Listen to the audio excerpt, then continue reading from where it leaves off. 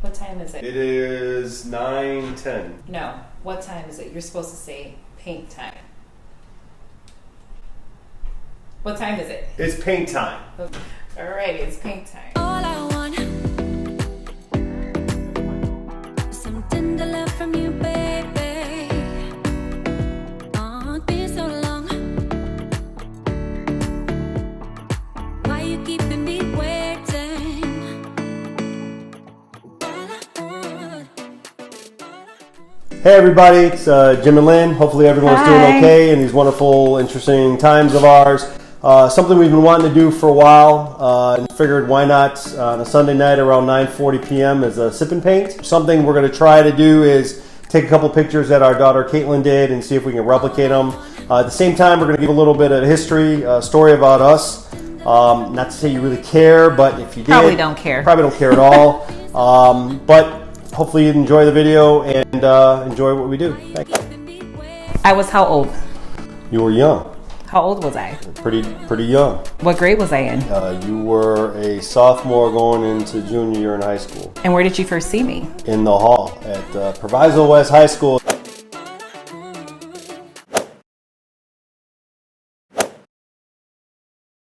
No, Still working on it. This is horrible. This is my eye.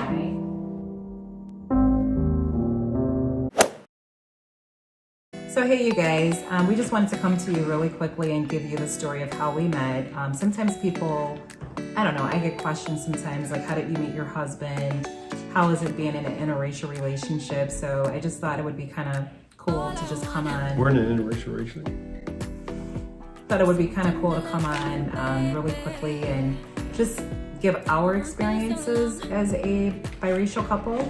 You want to start? Yeah, so anyways, several years back on our 20th wedding anniversary, I put this together, which is the story of us, which quite frankly is a very, it's more like a novel than a story.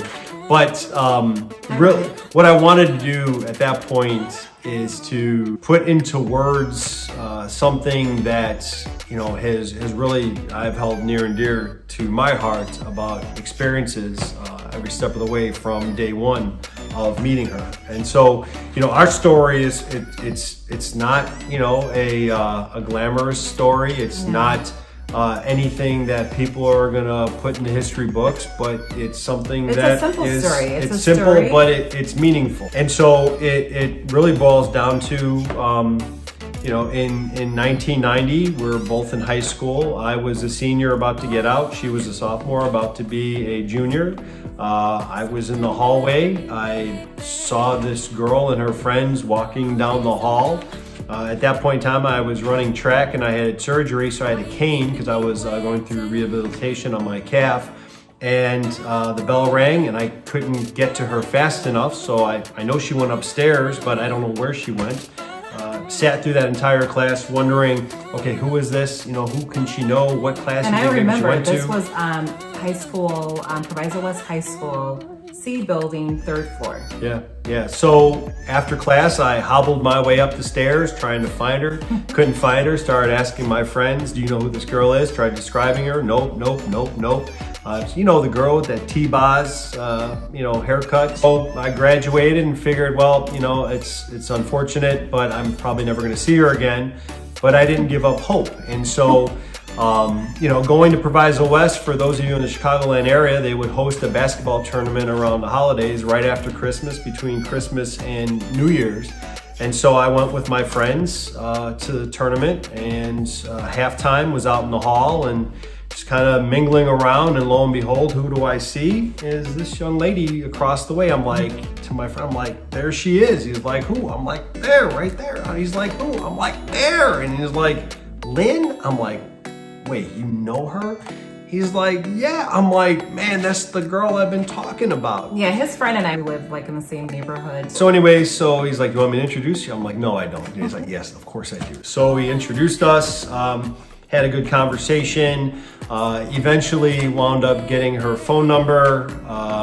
She had a separate conversation with my friend, just kind of, try to understand, who I was, make sure I wasn't some type of of a nut job. So when his friends said, "Hey, the white guy that I was with, at the game, he thought you were cute and he wanted to talk to you," and I was like, "Really?" I wasn't sure. I don't know. And of course, I thought I was cool, anyways, so I was lucky that I did get her phone number eventually, and we first time we talked on the phone, we talked for hours. There was a great conversation. Again, we were young, so young. Very young. But I'd asked, I'm like, "Hey, is there any way we can go to the movies?" And she, of course, said, "Well, there's no way that my mom is going to let me go out with you at this point in time. You're going to have to, come and meet, her and at least do that a couple of times." I said, "Great, I'm up for the challenge." And so, came and visited. Sat through a 2.5 hour. I was a junior. I was a junior in high school. Yeah, and again, I was interrogated by her mother, but I can appreciate it as the father of 3 daughters, because she was really just trying to understand who I was and what my intentions were, and quite frankly. And not only that, you guys, you have to remember this was like almost 30 years ago, so I don't think that we've had any problems in our relationship from people that we don't know. No. It's mostly people that we do know. Right. But other than that, no one seems to care. Yeah, I never went into it saying, "Well, hey, I'm this white guy, and I can't wait to date a black girl," because that's not how it was. It was just, you follow your heart, your emotions, and regardless of the pigment or lack thereof of one's skin, you're going to be with who you're going to be with, right? And so, anyway, I would say we dated Several years. In 1995, in August, right before her birthday, I'm like, I think it's time. So I wound up buying a ring. Said, how am I going to do this? Didn't have anything extravagant planned, but I wanted to keep it pure, but I wanted to keep it to the point and heartfelt. And so I figured we would go to Houston's to get something to eat. Favorite restaurant. And then I was going to propose to her by Lake Michigan on the beach. Well, Mother Nature had other plans, and it was. And remember, you guys, we were so young. We're talking like early 21. Early 20s. Yeah. Right. And so she was 20 and I was 22. And so we were downtown, and again, I was mentioning, it was pouring rain, so. My plan to propose by the beach was kind of paused a bit, but I'm like, I can't go home and not give her this ring. So we drove by Adler Planetarium, which is right next to Soldier Field, right by Lake Michigan. I pulled over. She's like, "What are you doing?" And I'm like, I had other plans for tonight, but here goes. And I went in my pocket and I pulled out a ring and I said, "Will you marry me?" And fortunately, by the grace of God, she said yes. I was very thankful for that. Went back to her mom's house, and a year later, we decided we're gonna get married. And from a marriage perspective, we had no apartment. We had nothing planned. We had nothing. No one knew. No one knew. It was just. And we didn't have the means at that time to have some extravagant there was no wedding. way there was going to be a wedding. So period. one Saturday we woke up. She lived with her mom. I was with my parents, and I said, "Hey, you want to go and get married today?" And she said, "Sure." And we didn't understand the laws in Illinois, so we went to the local courthouse and filed for a marriage certificate, thinking, okay, well, we can get married right then and there. And that's not how things work, and you had to wait 24 hours. And so as we waited, we figured out we'll go back the following Saturday. So the following Saturday, I went in shorts, she went in shorts.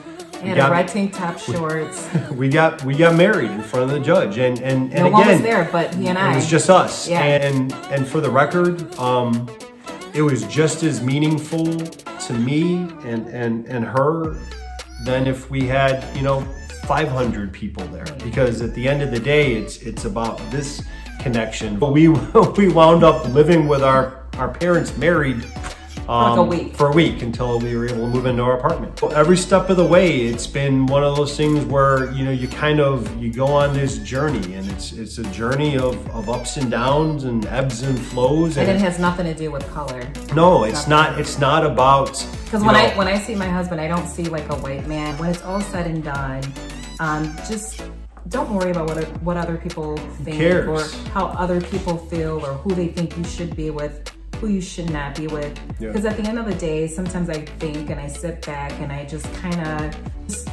I don't even know who else I would be able to marry, to be honest with you. I don't even know if anyone would be able to even, I don't know, deal with me the way that he deals with me. I mean, that's number one. Number two. And just for the record, you know, it has not been the smooth and easy path. No. It hasn't. No. I mean, you know, people, you know, tend to make judgment based upon an exterior presence, and that's not just from a racial perspective. But when you marry for love, don't look at Yeah. race, and that way you can be in a blessed relationship. Absolutely. We don't know anything about relationships. We only know about our own relationship and how we deal with each other. But I think sometimes there are myths about people who date outside of their race. Yeah. And we're just saying that just be with who you want to be with. Be with who you love.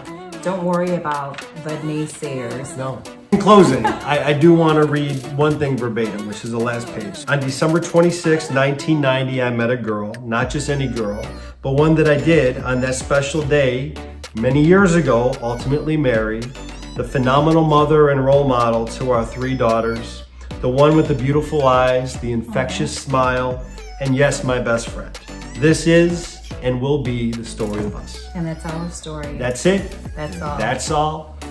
Peace.